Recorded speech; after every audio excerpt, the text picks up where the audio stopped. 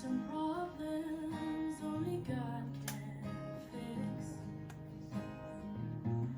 There'll be some moments that just don't make sense.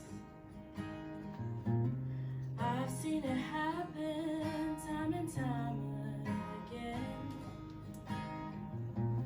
There's just some problems only God can fix.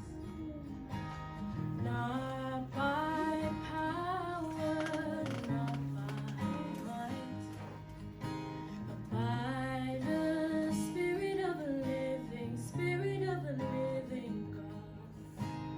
Not my battle, not my fight, but by the Spirit of the living God.